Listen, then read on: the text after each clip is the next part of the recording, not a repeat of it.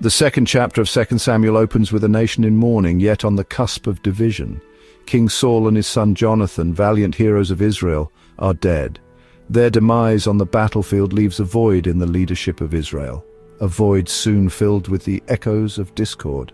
This is where we meet our key players: David, chosen by God to be the next king; Abner, a seasoned general loyal to Saul's lineage; Ish-bosheth, Saul's surviving son; and Joab, David's ambitious nephew. The stage is set for a power struggle, a tragic interlude between the reign of Saul and the anticipated dominion of David.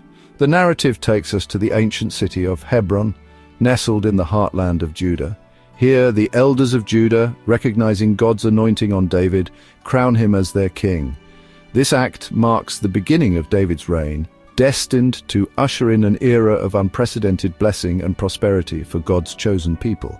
David, however, does not ascend the throne with a heart full of pride and ambition. In the east, across the Jordan River, Abner installs Ish-bosheth as king over the rest of Israel. The kingdom, once united under Saul, is now fractured, a house divided against itself. David, ever the strategic leader, understands the need for unity. He reigns from Hebron for 7 years, consolidating his power and support, waiting for the opportune moment to reunite the fractured kingdom. His reign, even in this limited capacity, is characterized by justice and righteousness. David's growing influence and stability in Hebron stand in stark contrast to the turbulence that plagues Ish-bosheth's reign in Mahanaim. Ish-bosheth, lacking his father's charisma and military prowess, becomes a puppet in the hands of the manipulative Abner.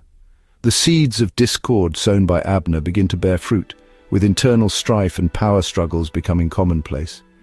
The tension between these two fledgling kingdoms inevitably spills over into open conflict. Abner leads a contingent of Israelite troops towards Gibeon, a strategic city near the border between Judah and Israel. David dispatches his own forces, led by his nephew Joab, to confront the encroaching Israelite army. The ensuing battle at Gibeon's pool, while brief, is a poignant illustration of the devastating consequences of division and the futility of civil war. The forces of David and Ish-bosheth, once united in their defense of Israel, now find themselves locked in a senseless struggle for supremacy. Brother fights against brother, friend against friend, their swords stained with the blood of their own countrymen. In the midst of the chaos, a tragic duel unfolds. Asahel, Joab's younger brother, singles out Abner, the seasoned general of the Israelite forces. Asahel, eager to prove himself in battle, relentlessly pursues Abner, who tries to warn the young man off. In a tragic turn of events, Abner, with a reluctant thrust of his spear, strikes down Asahel, ending the young man's life. The tide turns decisively in favor of David's forces, and Abner orders his troops to retreat. The events at Gibeon's pool cast a long shadow, foreshadowing a greater tragedy to come, the crucifixion of Jesus Christ.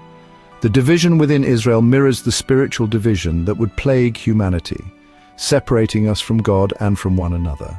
The theme of kingship, central to the narrative of 2 Samuel, finds its ultimate fulfillment in the person of Jesus Christ.